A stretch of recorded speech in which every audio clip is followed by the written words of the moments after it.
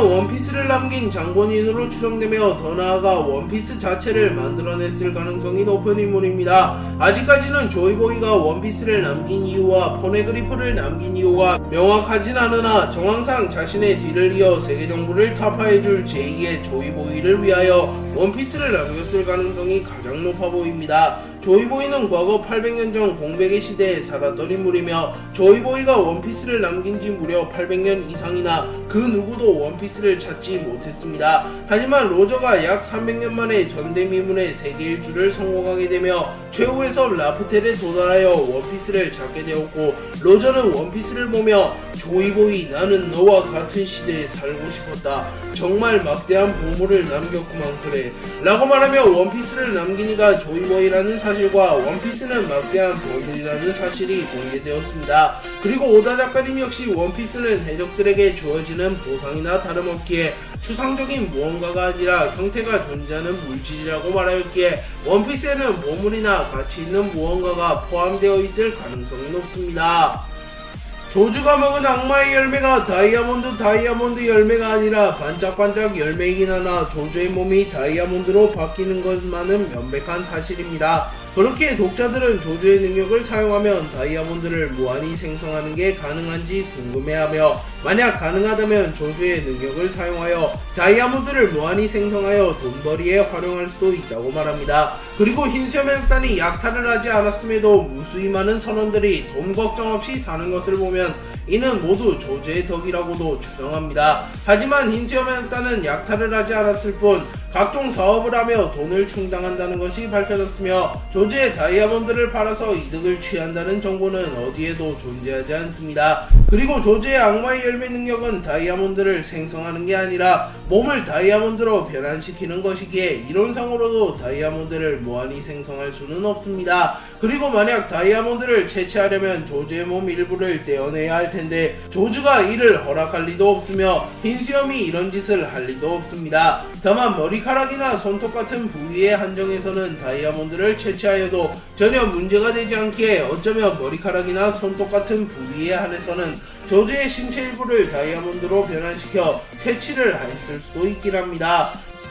록스의 가상현상금은 50억 베리로 책정하였습니다. 록스는 로저 이전 최악이자 최강의 해적이라고 불렸으며 세계의 금기를 안죄로 가벨리에서 모든 기록이 말소된 전설의 해적입니다. 그리고 록스는 자신의 휘하에 흰수염 빅맘 카이도우 시키를 두는데 성공한 인물이기에 커리어만 넣고 보면 50억 베리라는 숫자도 매우 작아 보인다고 평가할 수 있습니다. 하지만 해적 역사상 흰수염의 50억 4,600만 베리, 로저의 55억 6,480만 베리보다 높은 현상금을 보유한 해적은 없었다는 언급이 나왔기에 록스는 아무리 잘 쳐줘도 50억 4,599만 9,999베리의 현상금을 보유했다고 볼 수 있습니다. 다만 록스는 기록 자체가 말소된 인물이기에 그때 현상금도 같이 말소되었을 가능성이 있으며 루피처럼 세계정부에서 너무나도 위험했던 인물이기에 고의로 현상금을 낮게 책정했을 수도 있습니다. 그리고 만약 록스의 현상금이 말소되었거나 고의로 낮은 현상금이 책정되었다면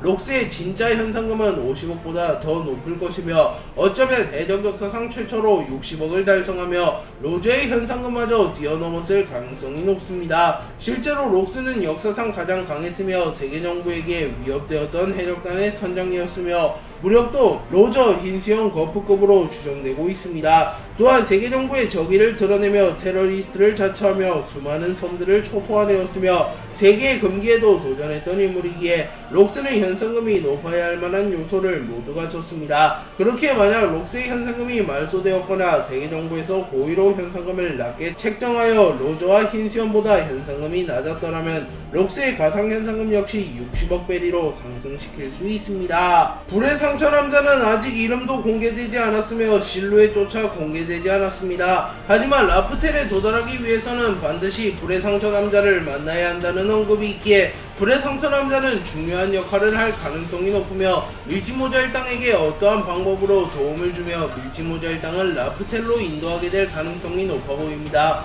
불의 상처 남자는 키드의 입에서 처음으로 언급되었는데요. 루피, 키드, 로우는 카이도우와 빅맘을 쓰러뜨린 이후 새로운 로드 포네그리프를 확보하게 되었고 이때 키드가 라프텔로 가기 위해서는 불의 상처 남자를 만나야 한다고 말하였습니다. 그리고 이후 불의 상처 남자가 행방이 묘연한 마지막 로드 포네그리프를 가지고 있을 수도 있다는 검은 수염의 적단의 언급이 나왔으며 시류는 이 인물이 세계 정부의 하수인일 수도 있다고 말합니다. 또한 불의 상처 남자는 검은 배를 타고 다니며 자신에게 다가오는 선박에 소용돌이를 일으켜 선박을 침몰시킨다는 것도 밝혀졌기에 불의 상처 남자는 악마의 열매 능력자일 가능성이 높습니다.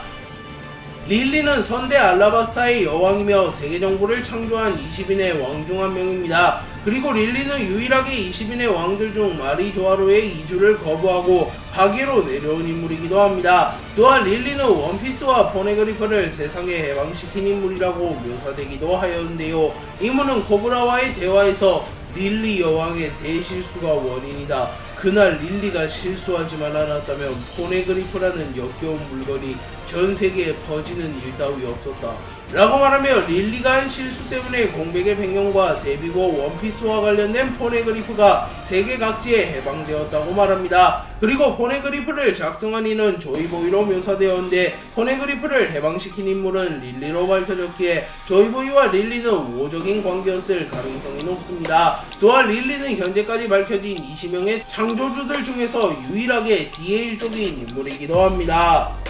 티치가 에이스를 세계정부에 넘겨버린 이후 해군에서 에이스의 공개 처형을 발표하였고 세계정부와 흰수염의 적단의 정상결전이 발발합니다. 그리고 비스타 역시 정상결전에 참전하였으며 전쟁이 시작된 이후 흰수염의 적단 행동대장다운 모습을 보이며 순식간에 전장을 비적기 시작합니다. 그리고 비스타는 거인 중장을 막아서는 모습과 해군들을 썰어버리는 모습을 보이며 활약을 하고 있었습니다. 그리고 마르코가 루피를 추적하는 미호크로부터 루피를 보호하라는 명령을 내렸고 비스타는 곧바로 미호크를 막아섭니다. 그리고 비스타와 미호크의 대결이 성사되었고 미호크는 더 이상 루피를 추적하지 못합니다. 참고로 징베가 미호크를 막아보려 했으나 미호크에게 초컷이 나버리며 미호크를 막지 못하였으나 비스타는 미호크의 진격을 손쉽게 막은 것을 보면 이 당시에는 비스타가 징베보다 몇 수는 위였다고 볼 수 있습니다. 그리고 미호크와 비스타의 대결이 시작된 이후 두 캐릭터는 호각으로 겨루는 모습을 연출했으며 미호크는 비스타의 실력을 인정해주며 여기서 그만두는 게 서로에게 이득이겠군 이라고 말하며 제 아무리 미호크라도 비스타를 쉽게 제압할 수는 없다는 것이 드러납니다. 록스의 목표는 세계의 왕이 되는 것이었으며 누구도 막지 못할 만한 악의 군단을 결성하여 세계 정부를 부숴버린 뒤 자신의 왕국을 결성하려는 목표가 있었습니다. 그렇게 록스는 왕의 자질을 가진 자만이 가지고 태어나는 배양색 패기를 소유했던 인물로 추정되며 이름에 D가 들어가는 신의 천적이라고 불렸던 인물입니다. 그리고 록스는 로저를 제외하면 세계정부의 비밀과 원피스의 정체에 가장 근접했던 해적이기에 세계정부에서는 록스와 관련된 모든 기록을 말살할 만큼 록스를 크게 경계하는 모습을 보였습니다. 또한 세계정부가 숨기려 했던 금기에 과도하게 접근하였다는 언급도 나오기에 록스는 공백의 100년의 역사와 원피스의 정체, 고대명기의 위치, 세계정부의 비밀들을 이미 파악했을 가능성도 있습니다. 그리고 세계정부에서는 과도하게 세계정부의 비밀을 파헤치고 세계정부의 적의를 보이며 테러리스트를 자처하며 민간인들에게 엄청난 피해를 주는 록스의 적단을 지켜볼 수 없었고 결국 가벨리 프로젝트를 실시하여 록스의 적단을 괴멸시키려 합니다. 하지만 해군의 힘만으로는 록스의 적단에게 승리할 수 없다고 판단하였고 당시 록스를 제외하면 가장 강한 해적이라고 평가받는 로저와 손을 잡고 록스의 적단을 쓸어버리기로 결정합니다. 그리고 결국 거프와 로저라는 사상 최강의 동맹이 록스의 적단을 괴멸시키는데 성공하였고 록스는 그 전투에서 사망한 것으로 추정되며 흰수염 시키, 빅만, 카이도우 등 록스의 수하들은 모두 생존하여 흩어집니다. 그렇게 일부 독자들은 흰수염을 포함한 록스의 수하들이 록스의 적단의 괴멸을 원하고 있었기에 진지하게 전투에 임하지 않았다는 추측을 하기도 합니다. 그리고 세계정부는 록스의 적단이 괴멸하자마자 가벨리에서 있었던 모든 기록을 말소시켰고 해적과 손을 잡고 해적을 물리쳤다는 소식이 세계에 퍼지면 전 세계의 혼란을 야기시킬 것이라고 추측하며 로저가 참전했던 기록도 모두 삭제시켜버립니다. 그리고 대외적으로 거프가 이끄는 해군이 록스의 적단을 괴멸시켰다고 발표했으며 거프는 그날 이후 해군의 영웅이라고 불리게 되었습니다. 우섭의 꿈은 용감한 바다의 전사가 되는 것이며 엄밀히 따지면 자신의 아버지 야섭처럼 훌륭한 해적이 되는 것입니다. 그래서 우섭은 어린 시절부터 자신의 동네에서 해적놀이를 하고 지냈으며 양파를 포함한 마을 잼민이들을 자신의 수하로 두었습니다. 그러나 동네에서 해적놀이를 하는 것으론 무려 사왕해적단에서 최고 간부직을 수행하고 있는 야섭을 따라잡기란 불가능한 일이었습니다. 그리고 우섭 역시 그것을 알고 있었습니다. 하지만 어느 날 우연히 루피가 실온 마을에 오게 되었고 우섭과 루피는 힘을 합쳐 캡틴 크로를 잡아낸 이후 우섭은 밀짚모자 일당에 합류하게 됩니다. 그리고 우섭은 더 이상 동네에서 해적놀이를 하는 게 아닌 진짜 해적질을 하기 시작하였고 자신의 목표에 한층 가까워지게 되었습니다. 그리고 우섭은 위대한 항로를 빠져나가는 과정에서 동료들에게 자신의 꿈을 말해주었고 루피도 우섭의 꿈을 존중해주는 듯한 모습을 보였습니다. 그리고 훗날 밀짚모자 일당은 역대 최강의 해적단이 될 예정이며 사왕 해적단은 물론이고 로즈 해적단마저 뛰어넘을 예정이기에 우섭은 일단 팀빨만으로 자신의 아버지 야섭보다 높은 명성을 쌓을 가능성이 높아 보입니다. 다만 순수 무력만으로 야섭을 넘을 가능성은 여전히 없어 보입니다. 그도 그럴 것이 야섭은 빨간머리 해적단의 최고 간부이며 전세계 최강의 저격수로 정평이 나 있으나 우섭은 사왕 최고 간부는커녕 사왕 간부와도 제대로 된 대결이 성립조차 되지 않기 때문입니다. 그렇기에 우섭이 야섭을 넘으려면 지금보다 훨씬 강해져야 할 것입니다.